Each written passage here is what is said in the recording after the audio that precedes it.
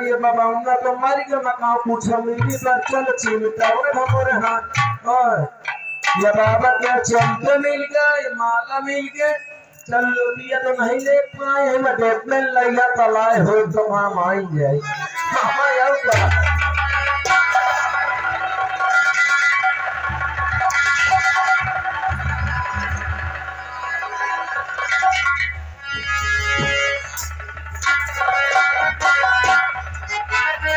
लीजिए अब आप लोगों के सामने ये दूसरी राज्य में आ गए ये जिला कन्नौज है जिनके हमारे महाराज यशवंत सिंह हैं। अब आपके सामने नाथपाल साहब जिनके दरबार मैं अकेले ड्यूटी करत हूँ नौकरी करो अगर नौकरी न करे तो बदल घर में भूखन मरी दरबार बहुत अच्छे से दरबार में ड्यूटी करता हूँ सब अपने हाथ में महाराज की जय हो खुश रहा दरबारी महाराज रात दरबारी हाँ महाराज तुम्हें मालूम है उस मालिक ने हमें सब कुछ दिया है हाँ धन दौलत रुपए पैसे की कोई कमी नहीं है हाँ महाराज सिर्फ एक बेटा नहीं दिया है। मैं ये सोचा करता हूँ कि बाद मेरे मरने के इस कन्नौज रियासत का वारिस कौन होगा कौन हकदार होगा। पर महाराज आपके जहाँ पुत्र नहीं है तो आपके दो पुत्रियां हैं आपको खाली बस यही बात का दुख है ठीक है जो दरबारी हाँ महाराज हमारे दो बेटियां हैं बड़ी बेटी का नाम मंजू और छोटी बेटी का नाम मंजू हाँ महाराज लेकिन दरबारी तुम्हें मालूम होना चाहिए हाँ महाराज बेटी पराया धन होता है। हमारे दोनों बेटियों की शादी हो जाएगी और वो दोनों बेटियां अपने अपने ससुराल चली जाएंगी। इस तथ्य का वारिस कौन होगा कौन हकदार होगा इसी चिंता में मैं परेशान रहता हूँ। एक काम करे तुम यहाँ से जाओ हाँ महाराज हमारे दोनों बेटियों को राज दरबार में हाजिर करवा दोगे। ठीक महाराज आपकी जैसी आज्ञा हो मैं आपके दोनों बेटियों को राज दरबार में तुरंत बुला रहा हूँ। बड़ी बहन छोटी बहन अंजू और मंजू दरबार में हाजिर है। आपके पिता फिर आपको राज दरबार में याद कर रहे हैं।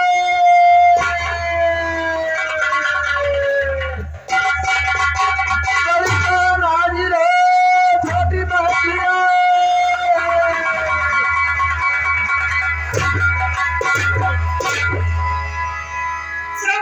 जब देखो बड़ी बहन हाजिर हो क्या काम है किसने बुलाया कौन से जरूरत पड़ गई क्यों याद किया बारी वो बारी अरे यार देखे आवाज अरे दीदी नमस्ते नमस्ते तुम कहे इतना गुस्सान हो किसलिए बुलाया कौन ऐसा काम है जब देखो बड़ी दीदी कुछ काम नहीं बताएगा सिर्फ चिल्लाना यार माबाई का नाम की दीदी भाई का जी हाँ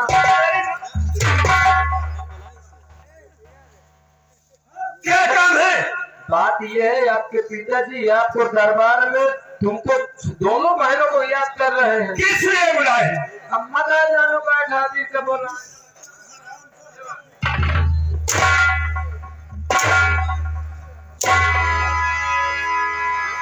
ये यार मही का लगा नहीं है दीदी को वो कन्हर गिरा दे क्या सरा है ना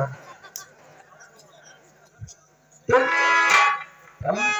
ऐसा काम पड़ा है तुम जाना तो मैं गरीब आदमी मैं क्या बताइए मोर कहूँ आइलू है आइलू बोल हाँ वही मोर कहूँ आइलू है बताओ मैं क्या बता रहे हैं जब तुझे मालूम है इसलिए याद किया है हाँ कौन ऐसा काम तो की बात लगाया अब भला मखा जानो तुम्हारे पिताजी तुमका बोला कहे गया है स्कूल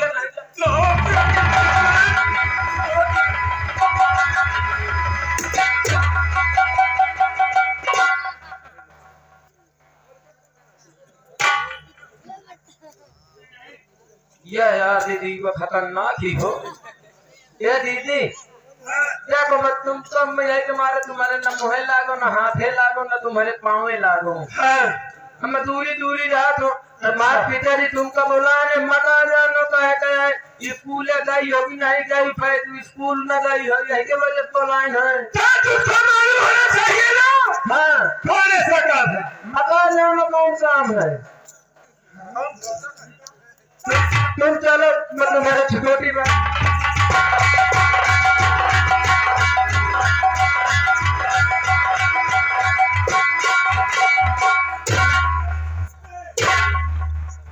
खुश रहो बेटी कि जब से कौन हो रहा हो दे पिताजी ने मैं क्या बात है पिताजी इसलिए मुझे याद किया हो।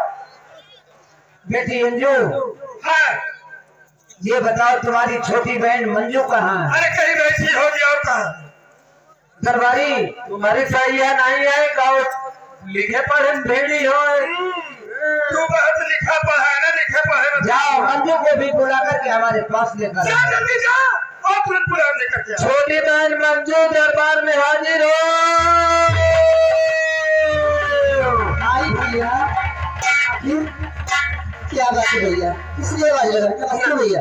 नमस्ते नमस्ते नमस्ते क्या बात है भैया आखिर आज इस समय क्यों आवाज लगा रहे हो क्या बात है। यही का काम है सच कर मकान नमाजते देखो मुझको जानती कि ये नौकर है पर मुझके कितना पैर से तुम्हार बड़ी जीवा भाई जी पता नहीं कठेठे स्वागत करती है। अरे भैया उनकी आदत ही ऐसी है आप क्यों उनके मुँह लगते हो। अरे मुँह नहीं लागे हैं तो भाई ने तो है मोरे दुबी थपरा लगाते हैं ये बात है भैया तो काम मुड़ा चबा देना मैं चला जाते हो।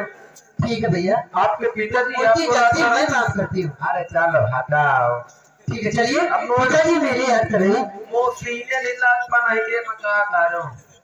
ठीक है चलो मैं चल रही हूँ। वाह वाह आइए मैं चलती हूँ।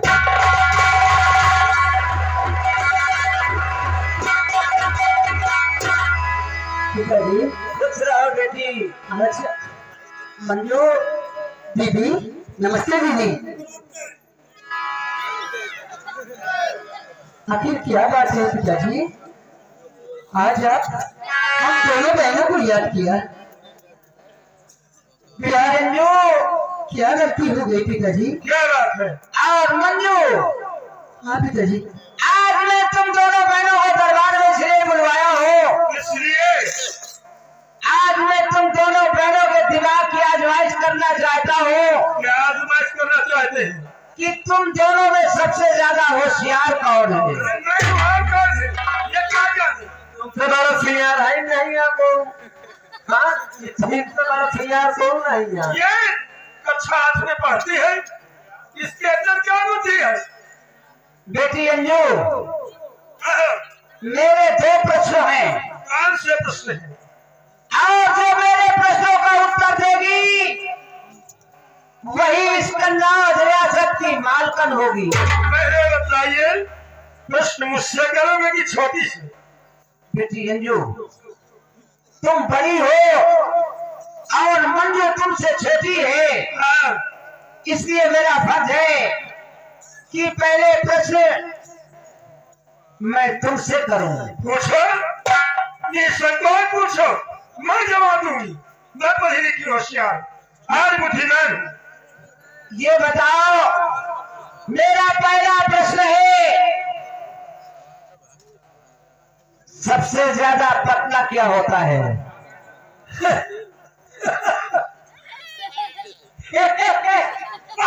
यही है जवाब।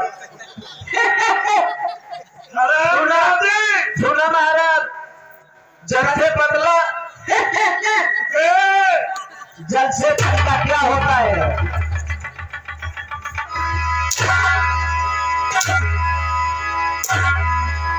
अंजू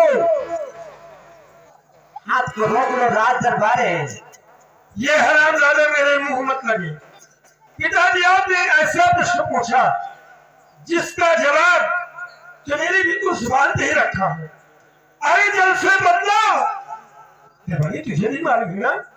अरे दूध होता है जिससे जो पीने के काम आता है, हाँ जिससे दही बनता है, मक्खन बनता है, मक्खन और घी बनता है, हाँ जिससे शरीर में पौष्टिकता और ताकत आती है। रायता तो बनत है हाँ, रायता भी बनता है ना? हाँ क्या आप उसमें पूछ रहे और बेटी दूसरा प्रश्न है, सबसे ज्यादा काला क्या होता है?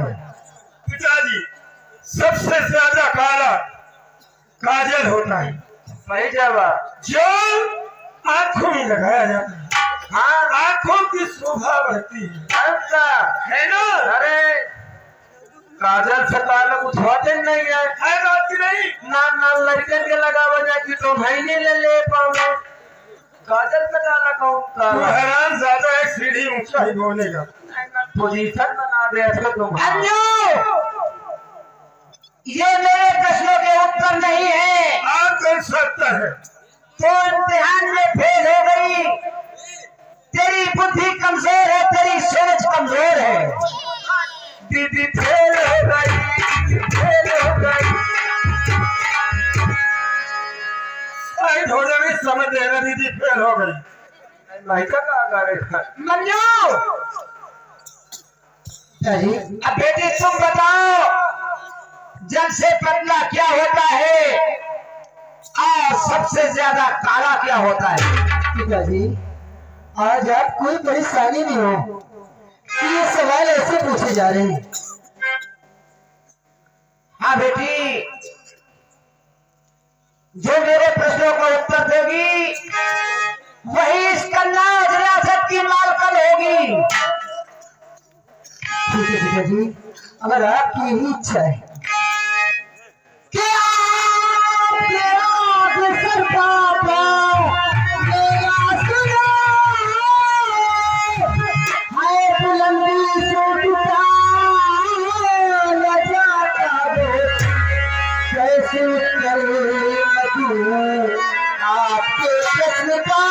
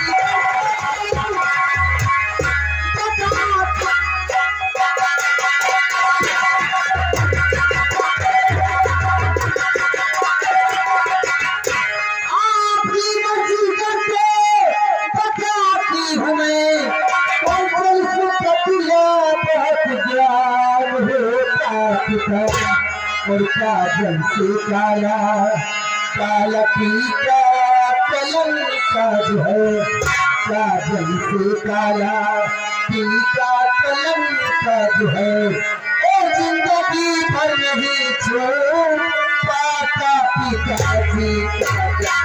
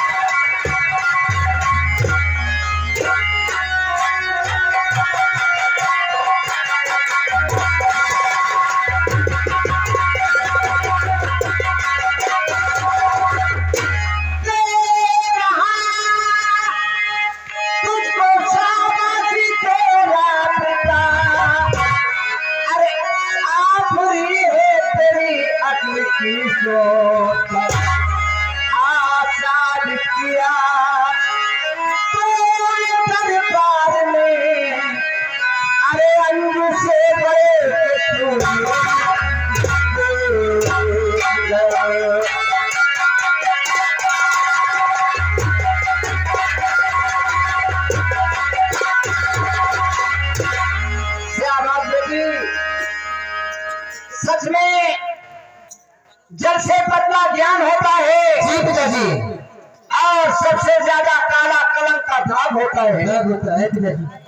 जिस इंसान में या नारी के कलंक का दाग लग जाता है वो जीवन में कभी छूटता नहीं है। नहीं छूटता पिताजी। महाराज देखो, मैं एक नौकर आदमी हूँ, मैं एक आपसे बात पूछना चाहता हूँ। कौन सी बात है दरबारी? महाराज ये बताओ, जब भगवान बुद्धि बांटत रहे तो तुम्हारे बड़कीवा बिटिया का कांडा पाथे चली गई रहता।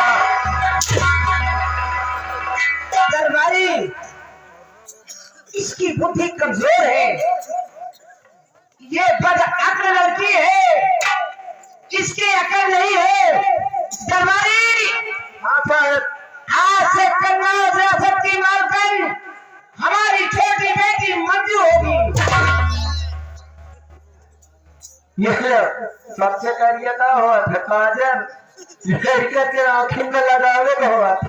अब मुझे यकीन हो गया कि बाप मेरे मरने के इस कन्नौज रियासत को हमारी छोटी बेटी मंजू संभालेगी।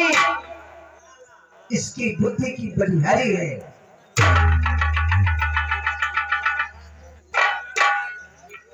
कभी भी ज्ञान से पाकर दूध हुआ था ना, जल से पाकर दूध हुआ, माथा भावा जात है, दही नहीं करत है, नेनू होती बड़ी माँ रहता हुआ था ना।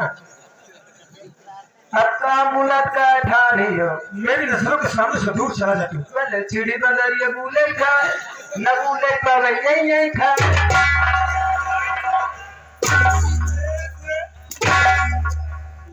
दरबारी जाओ।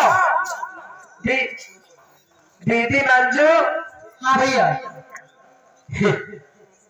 जल से पतला का हुआ था भैया हाँ, जब से बच्चा ज्ञान होता है।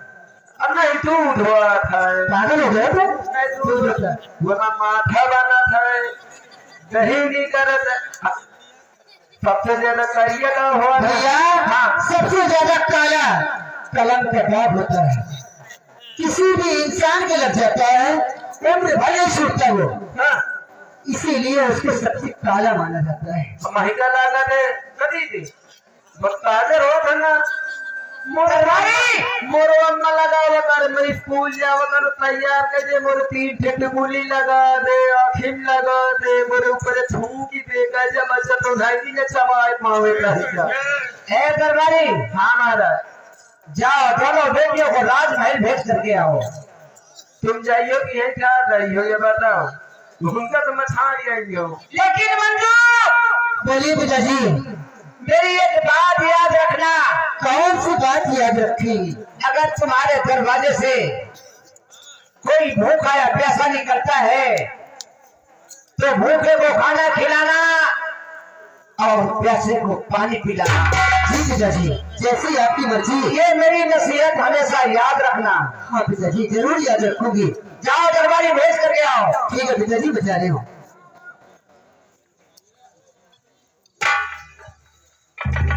महाराज, मैं तो पहुंचा के आवत होगा देगी कहीं। दरबारी हाँ महाराज, यहीं से आज का दरबार खत्म होता है। हाँ, मैं जा रहा हूँ सैन कक्ष में। ठीक महाराज, आप जाइए।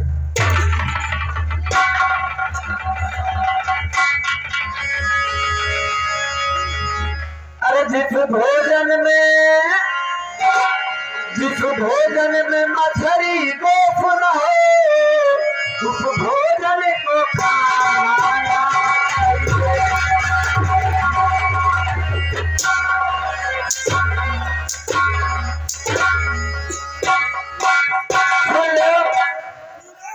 अरे दीदी, तुम्हारे सरकार है।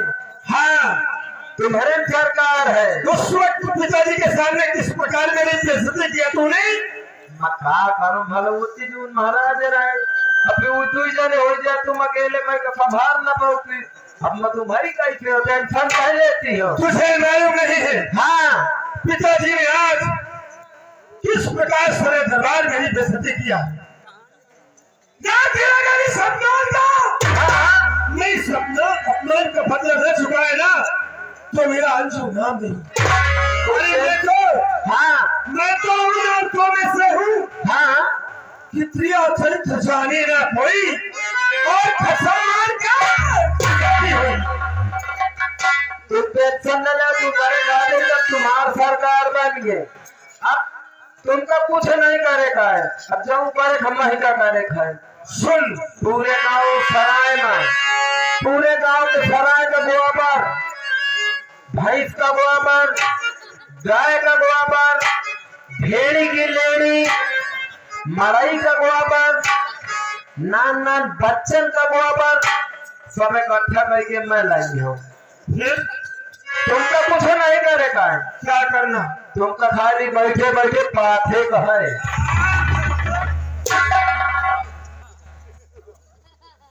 चल साइड हो।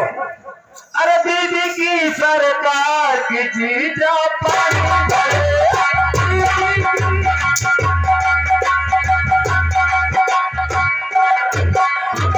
देखा आप लोगों ने इस प्रकार आज दरबार में मेरा अपमान हुआ है। लेकिन मेरा नाम अंशु है। अगर इस अपमान का बदला न चुकाई जब तक मुझे तसल्ली नहीं मेरे दिल को चाहिए।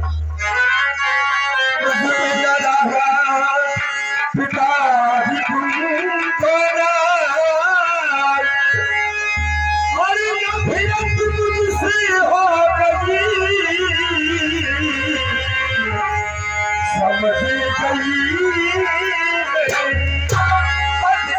जिससे नीचा मैं तुम्हें नीचा दिखा दूं।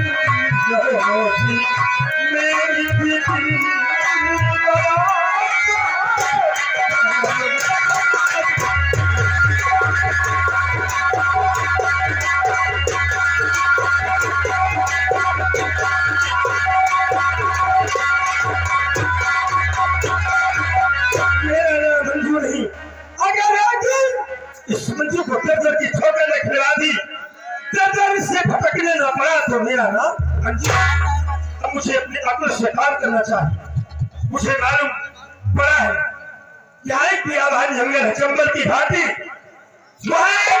वहाँ का एक डाकू शैतान से बहुत बड़ा मशहूर डाकू है।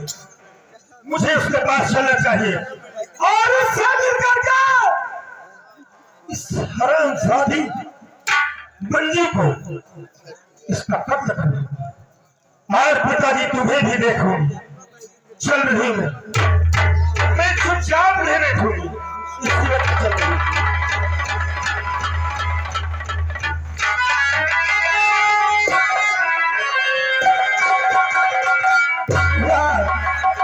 सोचा कि दरबार में